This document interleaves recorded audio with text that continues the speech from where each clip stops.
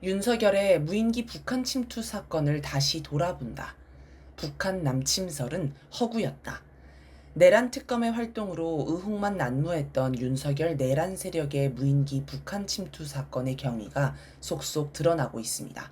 언론에 보도된 내용을 종합하면 다음과 같습니다. 먼저 2024년 6월 윤석열의 지시가 내려왔고 그때부터 무인기로 대북전단을 뿌리는 훈련을 했습니다. 이후 총 10여 차례에 걸쳐 한 번에 3~4대의 무인기를 북한에 보냈습니다.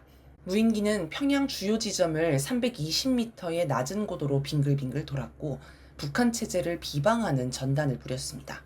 사용한 무인기는 소음이 커서 정찰 전투용으로 부적합하다는 판정을 받은 것으로 10월 북한이 평양에 침투한 무인기를 발견했다고 발표하자 윤석열과 김웅현 당시 국방부 장관이 손뼉치며 좋아했다고 합니다. 또 북한까지 못 가고 경기도 연천, 임진강 주변 등에 추락한 무인기도 발견되었습니다. 작전 계획과 결과는 합참작전본부와 국방부에 여러 차례 보고됐습니다. 이처럼 윤석열은 집요하게 북한을 도발하며 전쟁을 유도했지만 북한은 끝까지 인내했습니다. 북한은 2024년 10월 11일 외무성 중대 성명, 12일 김여정 조선노동당 중앙위 부부장 담화, 13일 국방성 대변인 담화 2회와 김여정 부부장 2차 담화, 14일 김여정 부부장 3차 담화, 15일 김여정 부부장 4차 담화, 19일 국방성 대변인 발표, 27일 국방성 대변인 최종 조사 결과 발표 등을 통해 국군이 무인기를 보낸 사실을 확인했으며 처참한 괴멸로 이어질 것이라고 하는 등 강력히 대응하겠다고 밝혔습니다. 하지만 실제 군사 행동은 없었습니다. 무인기 북한 침투 사건을 두고 많은 이들이 북한의 자제력, 인내력 덕분에 전쟁이 나지 않았다고 평가했습니다. 방송인 김어준 씨도 관련 사건을 다루면서 여러 차례 북한이 인내해서 다행이었다는 얘기를 반복했습니다. 만약 북한이 군사 대응을 했다면 윤석열이 맞대응하면서 전쟁으로 이어졌을 것이며 12.3 내란도 성공했을 것입니다. 이번 사건을 통해 북한이 호시탐탐 남침을 노린다는 일각의 주장이 틀렸다는 게 확인됐습니다. 만약 북한이 남침 기회를 노렸다면 이번만큼 좋은 기회는 흔치 않았을 것입니다. 북한이 보기에 윤석열이 공격에 확실한 명분을 줬고 핵무기가 있으니 승리도 확실하고 한국은 정치적으로 대혼란 상태였으니 말입니다. 북한은 왜 인내하였나? 북한이 인내한 이유는 크게 두 가지 경우로 나누어서 생각해 볼 수 있습니다. 첫째는 북한이 윤석열을 주적으로 대하는 경우입니다. 주적이 도발을 해오면 즉각 맞대응하는 게 기본입니다. 그런데 윤석열이 그걸 노리고 있다는 걸 알았다면 윤석열이 바라는 것과 반대 방향으로 대응할 것입니다. 즉, 북한이 윤석열의 노림수에 말려들지 않기 위해 군사적 대응을 참은 것으로 생각해 볼 수 있습니다. 이걸 보면 북한의 정보력이 윤석열의 노림수를 꿰뚫어 볼 정도임을 알 수 있습니다. 아니면 군사적 대응을 하지 않아도 어차피 윤석열이 오래 못 가 파멸할 것으로 전망했을 수도 있습니다. 윤석열이 스스로 무리수를 쓰다가 자멸한다면 북한이 직접 자기 손을 쓰지 않아도 되는 것입니다. 이 역시 북한의 정세 판단력이 윤석열 탄핵과 구속, 처벌이 불가피하다는 것까지 내다보는 정도라고 할 수 있습니다. 둘째는 윤석열이 북한의 요원일 경우입니다. 뜬금없이 윤석열이 무슨 북한 요원이란 말인지 황당할 수 있습니다. 그런데 웃자고 하는 말이 아니라 정말 윤석열이 북한 요원일 가능성도 배제할 수는 없습니다. 예를 들어 2023년 7월에서 9월 국가정보원이 선관위, 한국인터넷진흥원과 함께 선관위 투개표 관리 시스템을 점검한 결과 북한이 언제든 침투할 수 있는 상태라고 결론 내렸습니다. 따라서 2022년 대선에서 윤석열이 당선된 것도 북한의 해킹 결과일 수 있습니다. 북한이 자기 블랙 요원을 대통령 자리에 앉혔을 수 있는 것입니다. 실제로 윤석열은 임기 내내 모든 면에서 북한에 도움을 줬습니다. 윤석열이 선제 타격을 주장하는 바람에 북한이 선제 핵공격을 법에 명시할 명분이 되었습니다. 9.19 남북 군사합의를 파기해서 북한이 최전방에서 마음껏 훈련과 정찰을 할 수 있도록 보장했습니다. 국방부로 대통령실을 옮기면서 군부의 혼란과 불만을 조성했습니다. 군 초급 간부들을 박대해 스스로 군대를 떠나게 만들어 훈련도 제대로 할 수 없을 정도로 군사력을 깎아내렸습니다. 마지막에는 우리 군의 핵심인 특수부대를 되지도 않을 내란에 동원해 반란군 딱지를 붙여 사기를 꺾어버렸습니다. 또 윤석열은 미국 대통령과 의원들의 욕설을 날려 한미동맹을 흔들었습니다. 국격을 스스로 깎아내려 국제사회에서 위상이 추락했습니다. 2006년 유엔 인권위원회 설립 이후 처음으로 한국이 이사국 선거에서 떨어지는 일도 있었습니다. 윤석열은 극우 유튜브 관련자들을 대통령실에 앉히고 공무원 실질 임금을 삭감하는 등 혼란을 자초했습니다. 취임 초부터 심각한 수준의 무능과 부패로 대통령 지지율을 20%대로 끌어내려 정치 혼란, 사회 혼란을 일으켰습니다. 해외에 파견한 블랙요원 명단이 북한에 넘어가 정보기관이 붕괴하고 검찰은 정치검찰 딱지가 붙어 해체를 피할 수 없게 만들었습니다. 심지어 윤석열은 자기가 속한 국힘당도 무너뜨리고 있습니다. 윤석열은 정치에 입문하면서 국힘당 사람들을 쥐약 먹은 놈들이라고 부르면서 국힘 접수한 후에 이놈 새끼들 개판 치면 당 정말 빠개버린다 라고 말했습니다. 처음부터 국힘당을 무너뜨릴 작정을 했던 것입니다. 그 결과 지금 국힘당 지지율은 10%대로 추락했습니다. 강경 반북 정당인 국힘당의 붕괴는 북한이 바라는 바입니다. 사정이 이러니 2024년 1월 2일 김여정 부부장은 담화를 통해 안보를 통째로 말아먹은 윤석열 대통령에 대한 비난이 그쪽 세상 남측에서 장차 더해질 것이 뻔하지만 우리에게는 자위적이며 당위적인 불가항력의 군사력을 키우는데 단단히 공헌한 특등 공신이라면서 야유로 들릴지 모르겠지만 진심으로부터 하는 말이라고 못을 박았습니다. 만약 윤석열이 북한의 블랙요원이었다면 무인기 소동도 모두 북한과 조율한 결과로 볼 수 있으므로 북한이 대응하지 않은 것을 이해할 수 있습니다. 윤석열이 아닌 미국을 때렸다. 잘 생각해보면 북한은 무인기 사건을 두고 인내만 한 건 아닙니다. 무인기 사건에 관한 북한의 담화, 성명에서 매우 특이한 담화가 하나 있습니다. 2024년 10월 14일 김여정 부부장이 발표한 단 2줄짜리 담화입니다. 그 내용은 우리는 평양 무인기 사건의 주범이 대한민국 군부 쓰레기들이라는 것을 명백히 알고 있다. 핵보유국의 주권이 미국 놈들이 길들인 잡종 개들에 의하여 침해당하였다면 똥개들을 길러낸 주인이 책임져야 할 일이다. 입니다.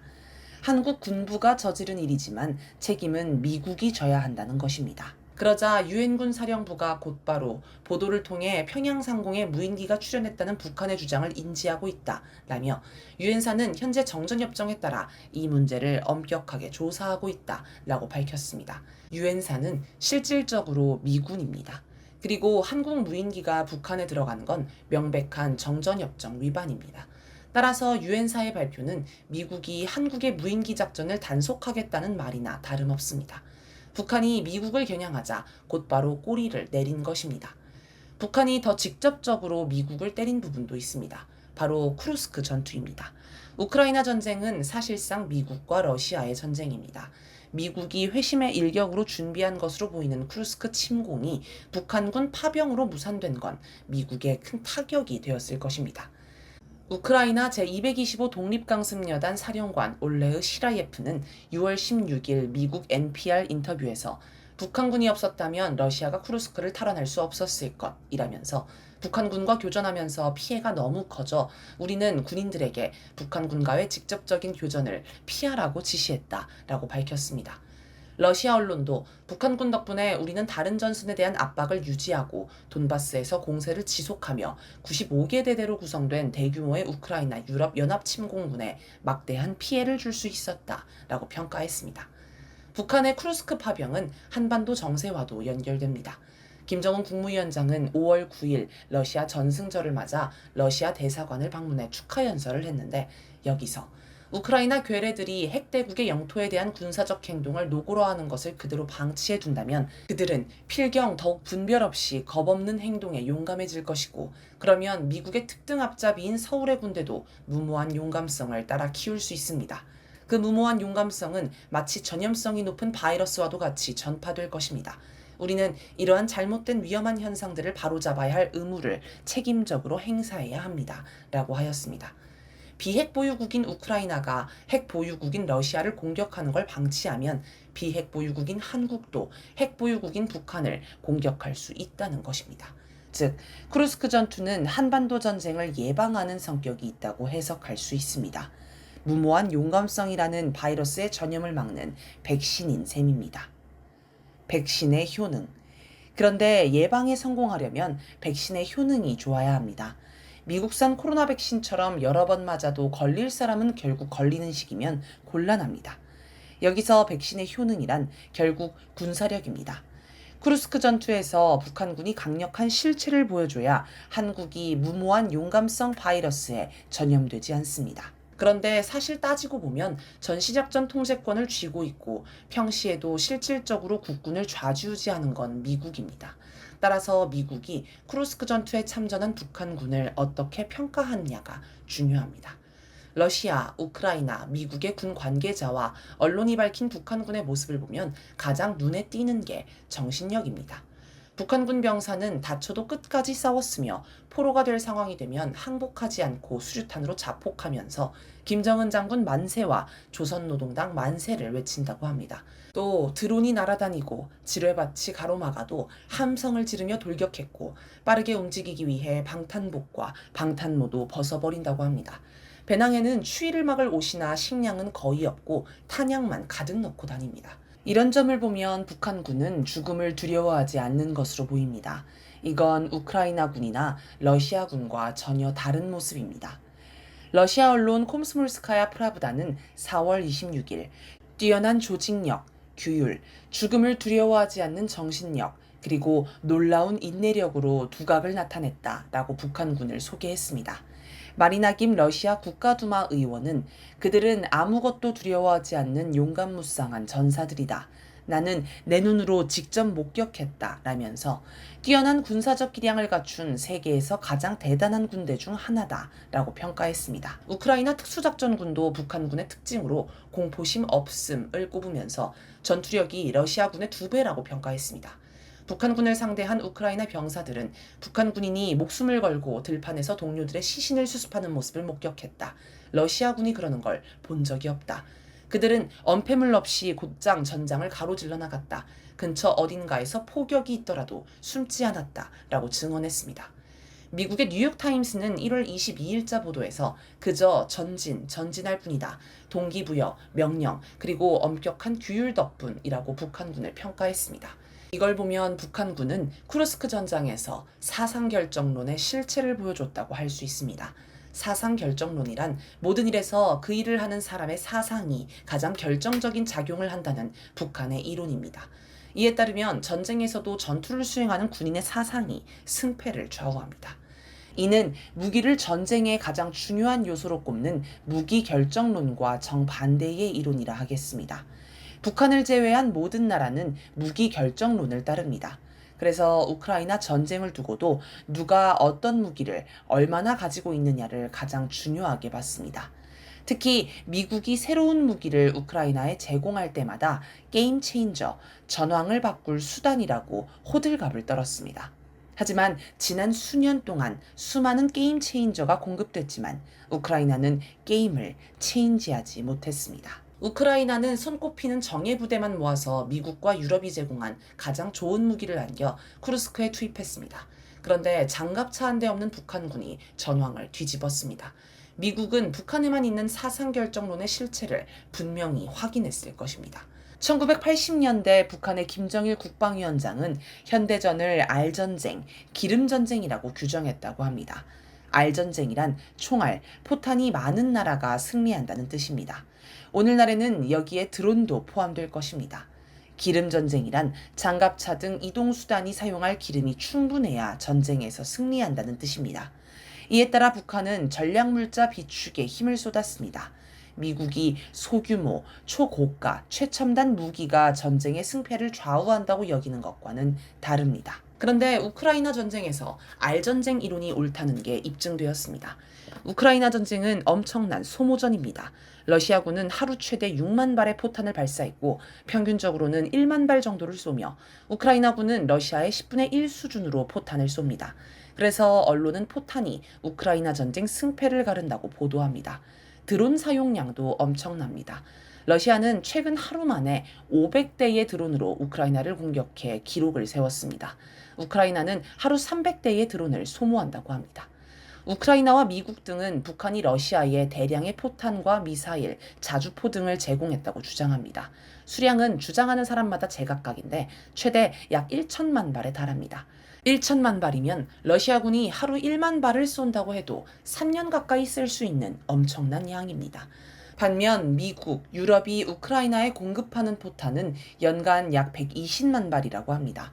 지난해 나토가 추산한 바에 따르면 연간 포탄 생산량에서 러시아는 300만 발, 미국 목표치 120만 발 수준이며 유럽은 전체를 다 합쳐도 미국보다 적습니다. 한반도의 전쟁 위기가 일상적으로 존재하는데도 북한이 저렇게 많은 포탄을 러시아에 제공했다면 그보다 더 많은 양이 비축되어 있다고 봐야 합니다. 미국의 평가. 쿠르스크 전투를 지켜본 미국이 북한의 군사력을 어떻게 평가했을지 짐작할 만한 보고서가 있습니다. 5월 11일 미국 국방정보국 DIA가 하원 군사위원회에 제출한 보고서 2025 세계 위협 평가입니다.